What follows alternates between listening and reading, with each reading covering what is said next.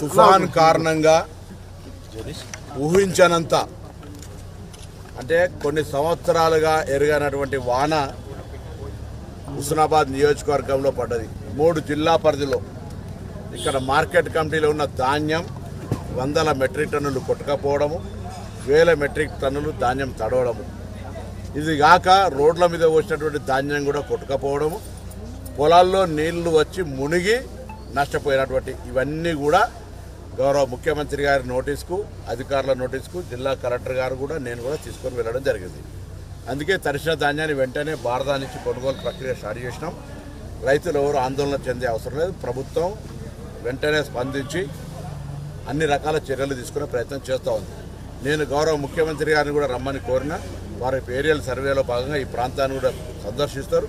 వారిని ఇక్కడ కూడా ప్రత్యక్షంగా రావడానికి కూడా కోరుతా ఉన్నాను. ఇక్కడ నేను కూడా ఇక్కడనే ఉండి ఇప్పుడు చిగురుమామిడి కానీ, కోహెడ కానీ, అదేవిధంగా అక్కన్నపేట కానీ, భీమదేవరపల్లి కానీ, ఎల్కతుర్తిలో, సైదాపూర్లో జరిగిన నష్టం, కొన్ని బ్రిడ్జులు కొట్టుకపోవడం, కొంత ప్రాణ నష్టం జరిగింది. రాష్ట్రంలో ప్రాణ నష్టం ఇక్కడనే ఇప్పటికీ 3 రికార్డ్ అయి ఉన్నాయి. అవి డెడ్ బాడీస్ గురించి కూడా ఇప్పుడే కలెక్టర్ గారు ఎన్డీఆర్ఎఫ్ తోటి ఎస్డీఆర్ఎఫ్లతో మాట్లాడుతూ ఉన్నా. ప్రత్యేకించి వాటిని గాలించడానికి బండి దొరికింది. పంట నష్టం జరిగింది, ఇటు ప్రాణ నష్టం జరిగింది, ఇటు పశువు నష్టం కూడా జరిగింది. వీటన్నిటిని ప్రాథమికంగా అంచనా వేయమని అధికారులను గవర్నమెంట్ ఆదేశించింది. దాని ప్రకారంగా నేను రైతాంగాన్ని కోరుతాను, ఎక్కడెక్కడ నష్టం జరిగిందో దగ్గరలో ఉన్న వ్యవసాయ శాఖ, రెవెన్యూ శాఖ అధికారులను సంప్రదించి మీ నష్టాన్ని రికార్డు చేయించండి. ప్రభుత్వం పాలసీ నిర్ణయం తీసుకుంటుంది. ఇదే సందర్భంలో ఇదొక విపత్తు. ఇటువంటి విపత్తులు ఉత్తర భారతంలో వస్తే దేశంలో ఉన్నటువంటి ప్రభుత్వం వెంటనే స్పందించి జాతీయ విపత్తుగా గుర్తించి ఆర్థిక సహకారాలు చేస్తాయి. ఇది నిజంగా నాకు చెప్తున్న రైతుల సందర్భం దృష్టిలో కానీ 30-40 ఏళ్ల కింద నుంచి ఇటువంటి వాన వల్లే ఇన్ని గంటల్లో ఇటువంటి ఒక క్లౌడ్ బ్రస్ట్ లాగా పడ్డ వర్షంతో ఎవరు కూడా ఊహించినటువంటి నష్టం జరిగింది. కాబట్టి కేంద్రం కూడా జోక్యం చేసుకొని వాళ్ళ యొక్క బాధ్యతగా కేంద్ర నేషనల్ డిజాస్టర్ కింద తీసుకొని అన్ని రకాల సహకారం అందించాలని కోరుతాను. ఇక్కడ ఏం రాజకీయం లేదు, ఏం లేదు. కేంద్ర ప్రభుత్వం, రాష్ట్ర ప్రభుత్వం బాధ్యత. రాష్ట్ర ప్రభుత్వం తరఫున అన్ని రకాల చర్యలు తీసుకోవడానికి ఇటు వ్యవసాయ శాఖ, మార్కెటింగ్ శాఖ, మొత్తం వ్యవస్థ అంతా కూడా అన్ని రకాల రెవెన్యూ శాఖ, పోలీస్ శాఖతో సహా అన్ని రకాల శాఖలు సమన్వయం చేసుకొని రైతులకు అండగా ఉంటామని, ఎక్కడెక్కడైతే రోడ్ల పునరుద్ధరణ చేయాలో, ఎక్కడెక్కడైతే నీటి నిల్వలతోటి ఇబ్బంది కలుగుతూ ఉందో వాటన్నిటికీ సంబంధించిన పర్యవేక్షణతో పాటుగా వర్షం వెలిసిన తర్వాత, నీళ్లు అయిపోయిన తర్వాత ఎక్కడైనా ఆరోగ్యపరమైన సమస్యలు రాకుండా కూడా వైద్య శాఖను కూడా ముఖ్యమంత్రి గారు ఆదేశించినారు. అవసరమన్న చోట పోలీసులను కూడా ఎక్కడైతే కలవట్లు బాగా పొంగి పొరుగుతున్నాయో రోడ్డు బంద్ చేయడానికి పోలీసులను వాడుకోమన్నారు.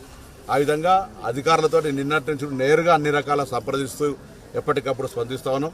మీరు చూస్తూ ఉన్నారు, ఇటువంటి వర్షాల వల్ల కూడా రైతులకు ఇబ్బంది జరిగినటువంటి వాస్తవాన్ని ఎవరు కాదనలేరు. కాబట్టి ప్రభుత్వం తరఫున అన్ని రకాల చర్యలు తీసుకొని ఇప్పుడే ఇంతకుముందే స్టేట్ లెవెల్ వీడియో కాన్ఫరెన్స్ గౌరవ ముఖ్యమంత్రి గారు కండక్ట్ చేసినారు. అన్ని జిల్లా కలెక్టర్లతో అందులో నేను కూడా ఈ ప్రాంత నష్టాన్ని వివరించినాం.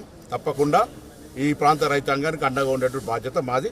ఇందులో రాష్ట్ర ప్రభుత్వం తరఫున నేను 100% ఈ ప్రాంత రైతాంగానికి న్యాయం జరిగేలా చూస్తాం.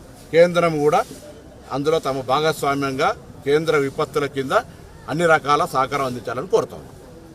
ఇది లో లెవెల్లో కట్టినారు. మార్కెటింగ్ శాఖ మంత్రి గారు ఇప్పుడే విజ్ఞప్తి చేసినాం. శాశ్వత పరిష్కారానికి సంబంధించినటువంటి మార్కెటింగ్ డిపార్ట్మెంట్ కూడా వచ్చినారు, అంచనాలు తయారు చేస్తూ ఉన్నారు. దాంతోపాటు మొక్కజొన్న కూడా ఉత్పత్తి ఎక్కువ పెరిగింది. 18 క్వింటాలకే పరిమితం ఉంటే దాన్ని 25 నుంచి 28 క్వింటాలకు కలెక్టర్ గారు ప్రతిపాదన పంపారు. ఆ సమస్య కూడా పరిష్కారం అయితే మార్కెటింగ్ వ్యవసాయ శాఖ మంత్రి తుమ్మల నాగేశ్వరరావు గారు, మరి ఇన్ఛార్జ్ మంత్రిగా వారు, ముఖ్యమంత్రి గారు, నేను, జిల్లా అధికారులు అందరూ 3 జిల్లాలకు సంబంధించిన అధికారులు అందరం కూడా మా స్థానిక ప్రజాప్రతినిధులు, మార్కెట్ చైర్మన్లు, సింగిల్ విండో నాయకులు, ప్రతి వ్యక్తి కూడా ఎక్కడ ఎవరికి ఇబ్బంది ఉన్నా మా స్థానిక నాయకత్వం సంప్రదించాలి. నా నోటీస్ దాకా వస్తుంది. నేను అధికారులు కూడా మీకు అండగా ఉంటారనే మాట కూడా ఈ సందర్భంగా ధైర్యంగా ఇబ్బంది పడకండి, బాధపడకండి. ఇది ప్రకృతి వైపరీత్యం మీకు అండగా మేము ఉంటాం.